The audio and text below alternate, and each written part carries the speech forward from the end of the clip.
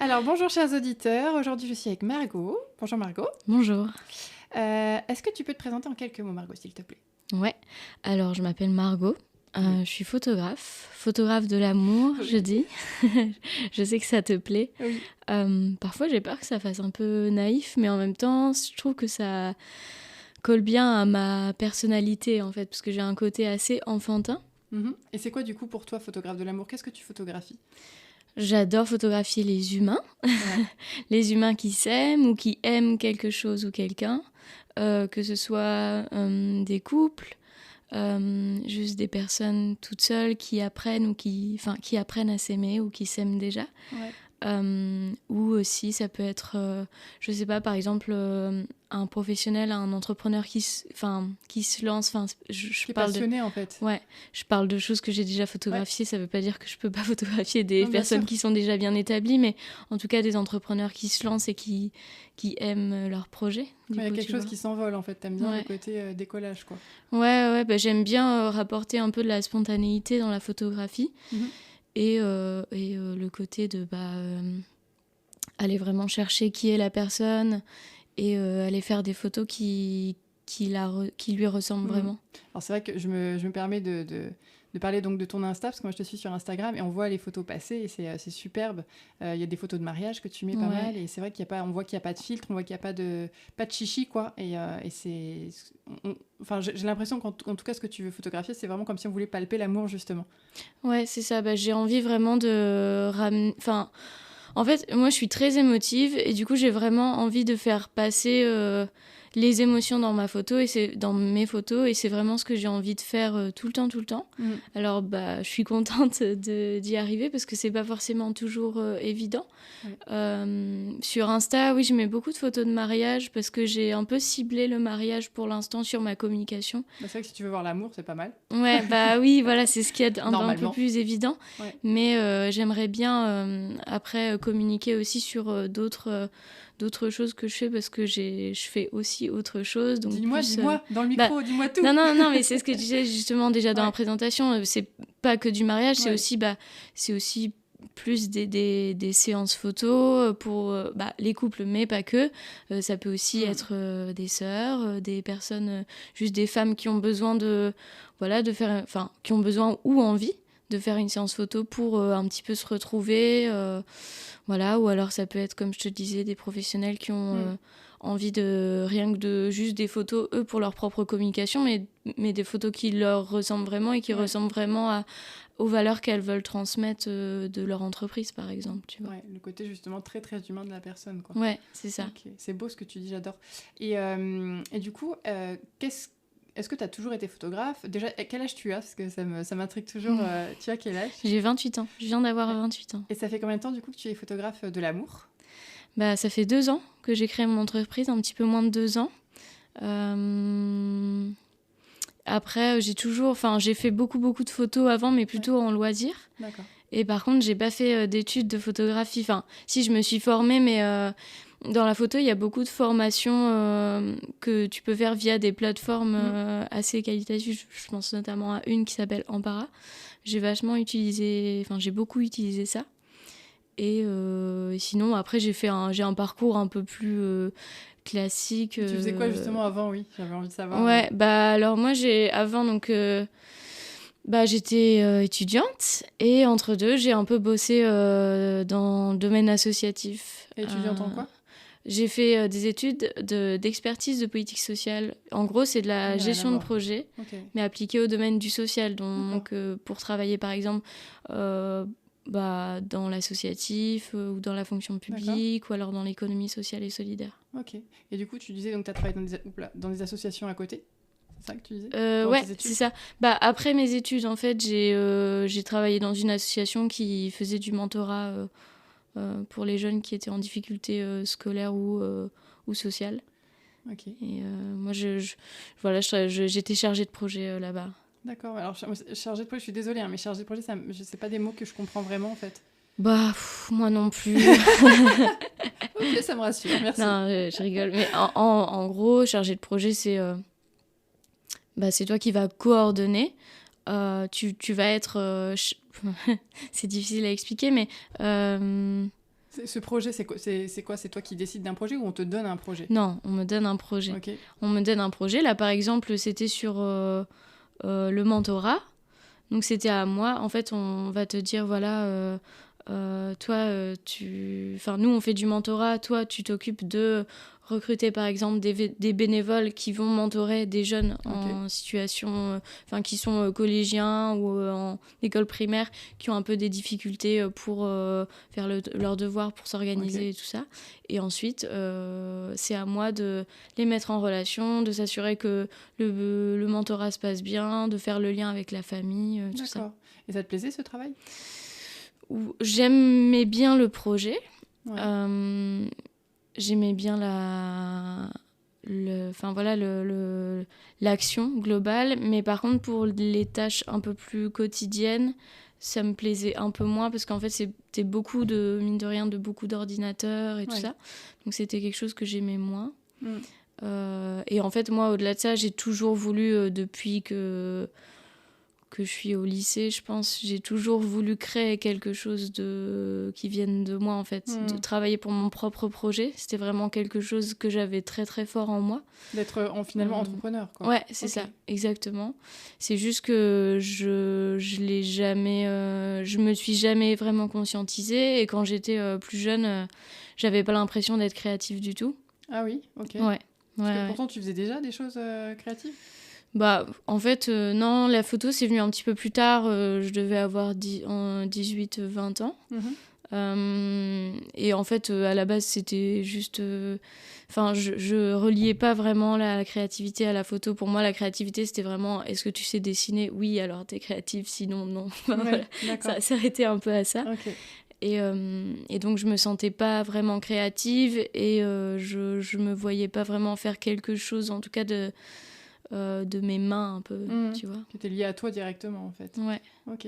Et donc, qu'est-ce qui t'a poussé au final à te lancer déjà? Donc, y a dû avoir, je sais pas, un déclic qui t'a fait te dire, ok, là, je me lance à mon compte, et de choisir la photo, du coup. Ouais. Bah... Parce que la photo, tu disais que tu en faisais toujours en loisir, du coup, en attendant. Ouais, en fait, j'en ai fait en loisir. Ce que je te disais, j'ai dû commencer vers 18 ans. Je pense que je me suis acheté mon premier appareil photo quand je suis partie en voyage vers 21, je crois, quelque chose comme ça, 21-22 ans. Et avant, j'utilisais plutôt l'appareil photo de mon père, qui lui aussi aime beaucoup la photo. D'accord, c'était un appareil photo numérique ou c'était...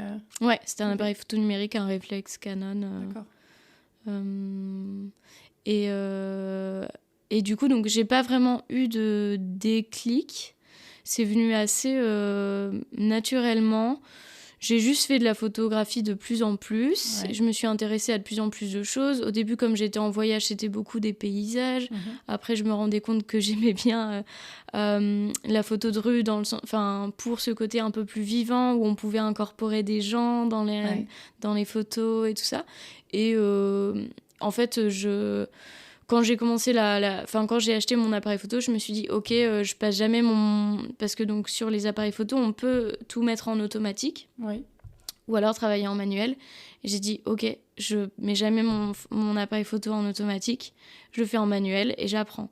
Et donc voilà, c'est comme ça que j'ai commencé à vraiment connaître la technique photo, pourquoi cette photo est plus sombre qu'une autre, pourquoi y a un flou sur cette photo et moins sur cette photo. T'avais besoin de rater pour comprendre comment ça marchait. Ouais, vraiment d'apprendre dans la pratique. Et du coup, donc, c'est comme ça que j'ai vraiment appris à photographier.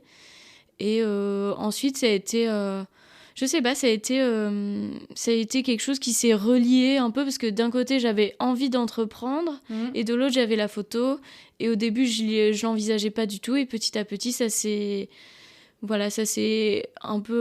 été un peu comme une évidence en fait de plus en plus. D'accord. Mais ça a été progressif, hein, c'est pas, j'ai pas envie de créer un peu un mythe de je me lève un matin et ça y est, c'est une évidence, enfin tu vois. Non, c'était préparé finalement indirectement. C'est ça, ça a été progressif, c'est juste que au début je me sentais pas du tout légitime, je pense, de faire ça et au fur et à mesure ça a été plus évident pour moi. Ouais. Et du coup, c'est quoi les retours, on va dire les mots clés des retours que les gens te font par rapport à tes photos? Souvent on dit qu'elles sont spontanées, qu'elles sont naturelles, lumineuses.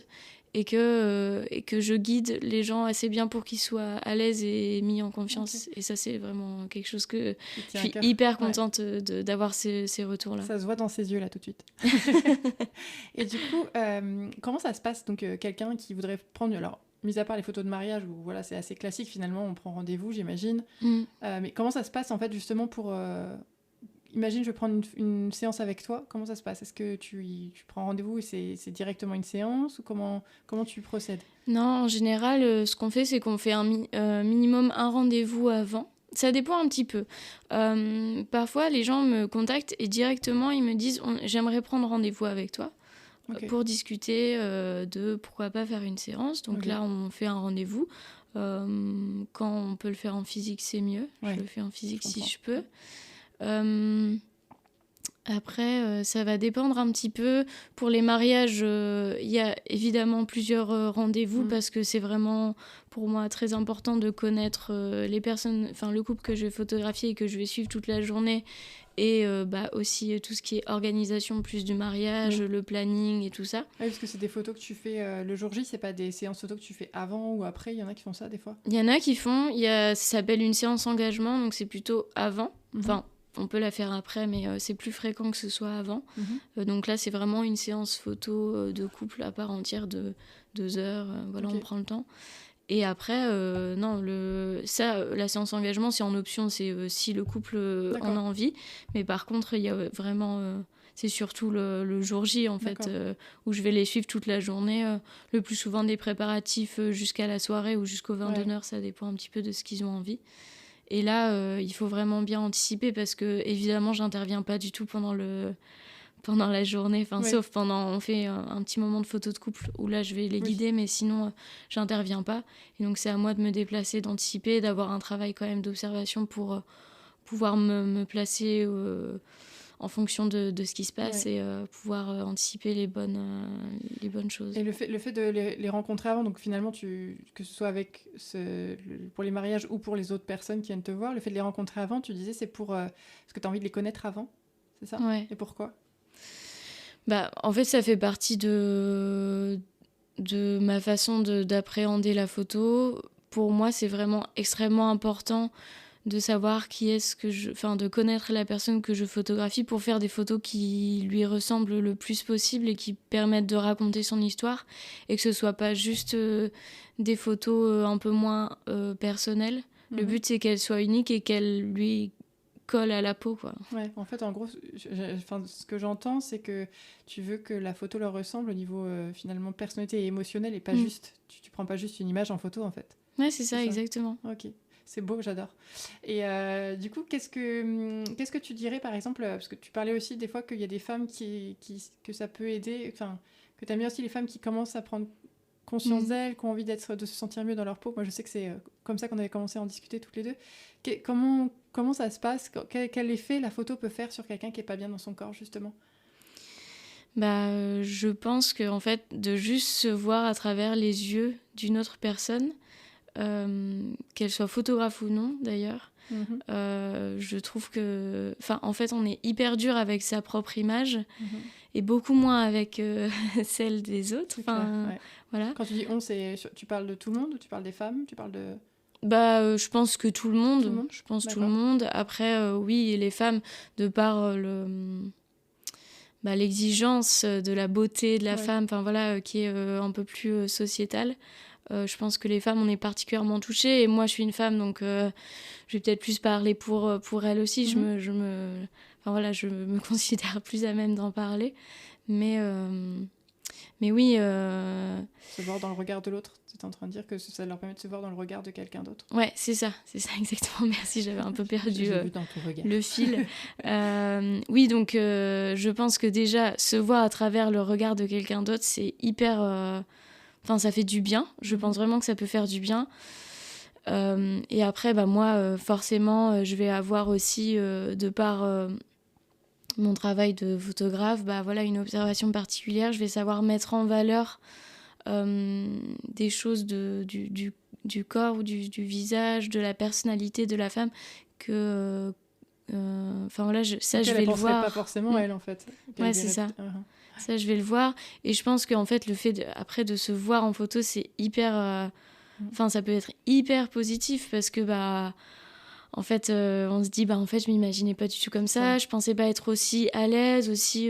je sais pas, je pensais pas que mon corps était comme ci ou comme ça. Enfin, voilà. Et même aussi sur le moment de la séance photo, moi, j'essaie vraiment d'amener vers un lâcher-prise. Et après, c'est ce que je dis toujours... c'est pas parce que vous êtes stressé pendant tout le long de la séance que vos photos seront pas belles. Ouais, c'est clair. Enfin voilà, pas du tout. Mais par contre, moi, je vais essayer de vous amener vers une espèce de mise en confiance, de lâcher prise. Et je pense que ça peut un petit peu débloquer certains trucs. Et après, le fait de revoir ces photos-là, et ça ramène un petit peu sur ce moment-là de mise en confiance, de ah ouais, ok, en fait, là j'étais bien, j'étais toute seule face à un photographe qui n'est pas une expérience très facile comme ça quand on y pense comme ça. Vrai. Et j'ai réussi à lâcher prise, j'ai réussi à être moi-même en fait, à être qui je suis, et être contente de qui je suis et juste bien comme ça et fière de moi. Donc ça, c'est hyper bénéfique, je pense, pour les personnes. Complètement. Et est-ce que tu as une technique particulière pour mettre ces personnes-là à l'aise ou c'est juste ta façon d'être ? Alors, je pense qu'il y a ma façon d'être. Je pense aussi. Après, oui, j'ai une petite... oui, j'ai des techniques, mais je vais beaucoup m'adapter en fonction de la personne et m'adapter en fonction de sa personnalité. De toute façon, comme je te disais tout à l'heure, on fait très très souvent un rendez-vous avant. Il se passe où ce rendez-vous d'ailleurs ? Ça dépend. Soit chez la personne directement, soit on boit un café quelque part, tu vois, ça dépend un petit peu. Mais le fait d'avoir ce rendez-vous avant, justement, donc moi je vais pouvoir un petit peu voir comment est la personne, qui elle est, ce qu'elle aime, sa personnalité, ses valeurs, voilà, tout ça. Et donc ça permet, et puis même pour la personne en fait de me voir sans l'appareil photo, et même pour elle d'apprendre à me connaître, de voir un petit peu qui je suis, pareil, enfin voilà, que je suis pas juste un appareil photo collé devant mon visage, quoi. Donc ça, je pense que c'est hyper important. Et donc ça fait vraiment partie de ce processus de mise en confiance. Et ensuite, lors de la séance photo, je vais toujours prendre le temps. Enfin, j'arrive pas avec mon appareil photo direct, pareil, collé au visage. On prend le temps, on discute, et je m'adapte beaucoup à la personne. Si la personne est à l'aise, parfois je lui dis, mais en fait, je vais pas forcément tout le temps te parler. Parfois, je te laisse juste faire parce que je vois que tu gères et c'est très très bien. Et je vais beaucoup encourager la personne ici pendant la séance, parce que en général je trouve que les gens sont hyper beaux et en fait ils sont hyper forts pour se faire photographier, je trouve, parce que moi en fait, comme je suis beaucoup dans la spontanéité, il n'y a pas beaucoup de poses très figées. Donc je trouve que mine de rien, les personnes, c'est peut-être un petit peu plus facile pour elles d'être elles-mêmes et de se lâcher. Donc voilà. D'accord. Mais après, oui, voilà, je m'adapte. Et après, je peux aussi guider les personnes si elles en ont besoin. Après, en fait, on va en discuter avant et je vais je vais me faire une petite liste d'interactions, par exemple, ou de petites pauses, de petites choses à faire en fonction de ce qu'elle a envie aussi de transmettre par ses photos. Ouais, des choses simples, pas des postures comme de magazine. Non, quoi. pas du tout. Et ça va être toujours... En fait, je dis pause, mais c'est... parce que je sais pas l'autre mot, mais ça va être plus dans le mouvement, en fait. Ouais. Donc, je sais pas, faire marcher, faire courir, faire... caresser son chat. Se retourner. Ouais, voilà, par exemple. Mais ça peut être plein de choses et c'est très différent de... En effet, par exemple, avoir un chat... Enfin, avoir en tout cas quelque chose qui va nous distraire et nous remettre dans notre... voilà. Et encore plus si c'est quelque chose qui... Enfin, voilà.